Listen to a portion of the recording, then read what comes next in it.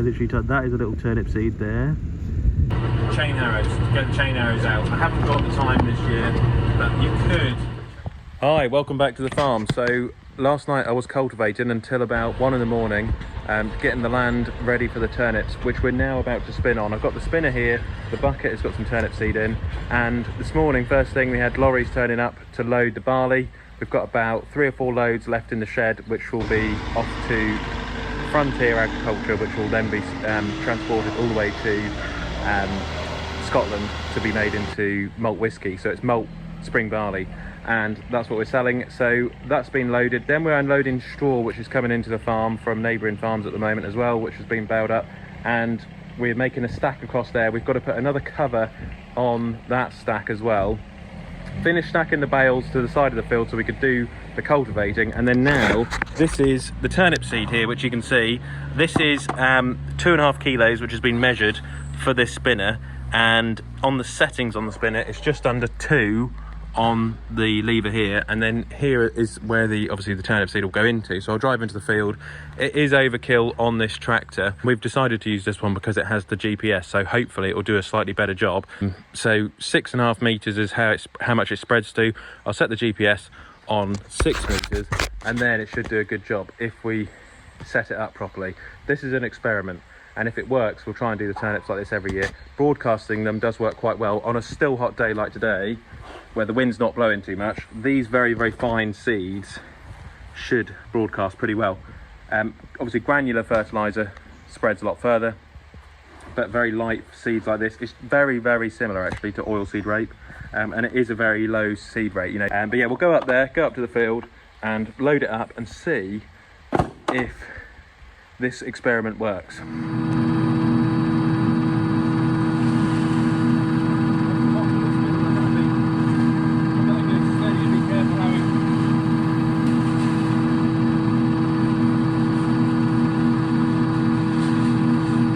That's that little bit loaded, and you can see that's all it is. Really, really fine stuff. Really, really fine. Yeah, that's literally what we're spreading on.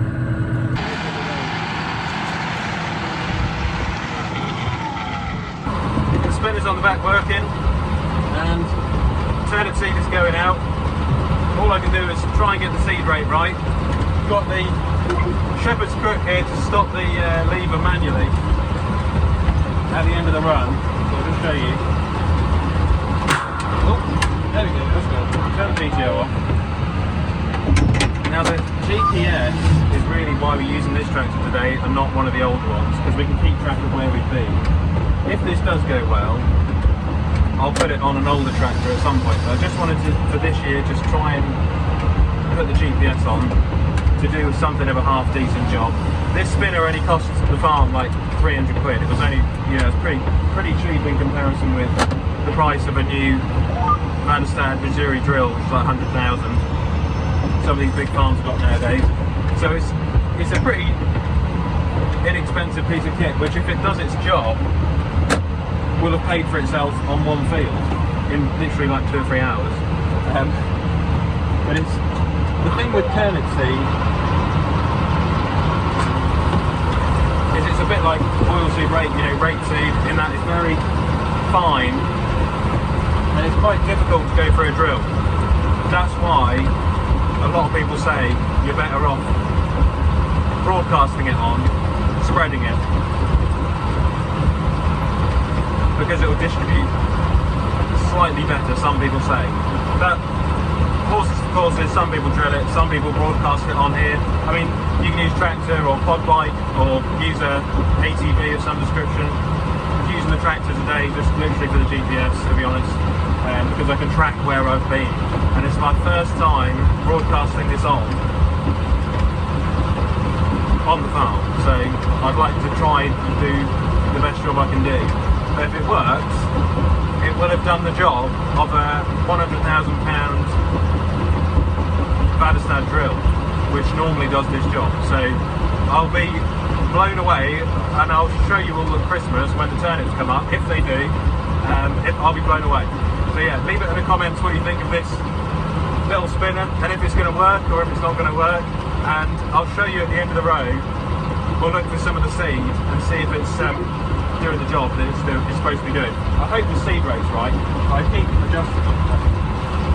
Oh, the sophistication is just wonderful. Right.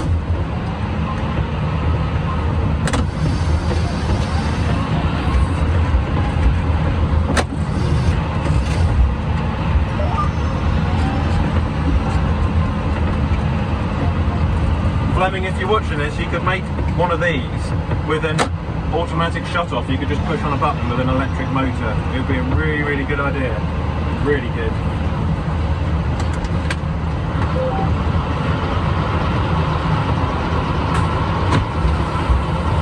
It's a nice little size spinner, this.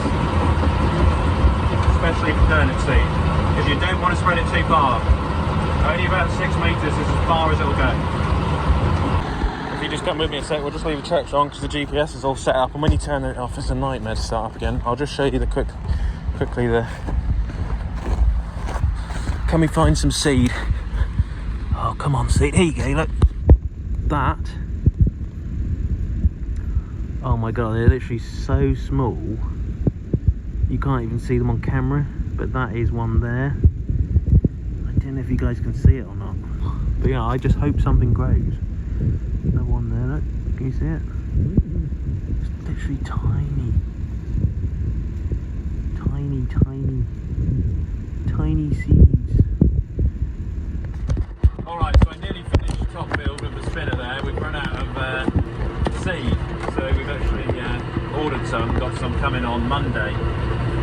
Now in the 6930 rolling vicarage field, the field that we did this morning, so this has been seeded, and already, actually when I came into this field, absolute nightmare with the pigeons. So I have to get out here with the bird banger, I think, because obviously the birds have clocked that the seed is in here. You know, sometimes people think, you know, birds and animals are stupid, but they're not. They're clever. You know, they're very observant, and I'm sure you'll notice it when you go out with a mower. You know, the red kites, the kestrels, they always follow you, looking for, you know, little mice and voles and shrews which run out of the undergrowth. So we're just basically trying to pack down and break any clods, conserve the moisture. And I was half thinking, really, if you wanted to do a top job, a couple of water meters run out there, I think. And if you want to do a really, really good job,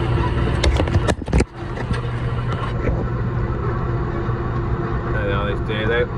So come winter, they'll be turnips off as well. If you wanted to do a really good job, chain harrows, get the chain harrows out. I haven't got the time this year, but you could chain harrow just to scatter the seed out a little bit more, then roll it, then wait for some rain, and then I reckon you'd have a half decent crop of turnips. Now, whether we fertilise these or not will depend on how they come up. If they come up well and we're happy with them, then we will invest in fertiliser for them. Liquid or granular, usually liquid now from Frontier, which is with a 36 metre sprayer, so these will potentially have some liquid nitrogen on them. And I think, you know, if you want a good crop of turnips, you really do want a bit of fertiliser. Another thing, the ground has been really dry this year. If you really wanted to, again, you know, it depends how far you go, you could have hired in a 250, 300 horsepower tractor with a massive subsoiler, which I got the subsoiler, I just haven't got a 300 horsepower tractor when the ground's this hard, and you could potentially rip the ground up and do an even better job. See, so there's the bales we stacked the other day. First year covering bales and doing the turnips ourselves, so trying to do a few things ourselves, improve the farm, a little bit of efficiency. If you guys have got any ideas for the channel or for the farm, do leave it in the comment section. I'm always open to constructive criticism and good ideas for the channel and what we could potentially do for the future. The farmer who used to farm this farm had a Amazon 3 metre, I think it went up to 4 metre as well, 4 metre combi drill with a power harrow. That was a really, really nice drill. Yeah, you could drill anything with it, spring barley, winter barley, wheat, you could do anything. So yeah, they are really, really cool. I did see one last year at Sommet d'Albage in France, so just amazing. With regards to the bale covers, we actually saw some of them in France as well, just near Bordeaux. A lot of the farmers around that part of the world, they cover their bales with like a sort of green fibrous tarp very similar to what we've got. And they do go the extra mile just to protect their bales in the winter. Of course, in Europe and in France, they have very mild and relatively dry-ish winters in comparison with where we are here in the UK. I mean, it's obviously worse the further west or north you go in this country. Kent, I suppose, has Kent has some of the mildest winters, I'd say, in the UK. Or the further south you go, and then of course, Norfolk. We haven't really had that many frosts over the last few years. It's not been too bad. I would like a good strong frost this year though, to kill off a lot of the weeds and to also give me an opportunity to spread the muck in January, February time, because we are a spring crop farm. When we spread that muck, I would love to do it on a frosty day this year so that we don't make too much of a mess. Of course, this last year has been an absolute nightmare because we just had so much rain. So we're going to try and get the rest of this field done. Order the seed, get the seed in, get that in the spinner and finish the next couple of fields we've got to do with the spinner. Then before long, let's say, we'll be getting onto the hedges. The Barley is leaving the farm. It's off on its trip to Scotland to be made into malt whisky. Straw is coming back. The cattle will be coming back before long. We're heading towards September. It is just go, go, go. And just keep on farming. Just keep farming. Keep going, guys, whatever you're doing. And this tractor hasn't got any aircon. It's bloody humid today.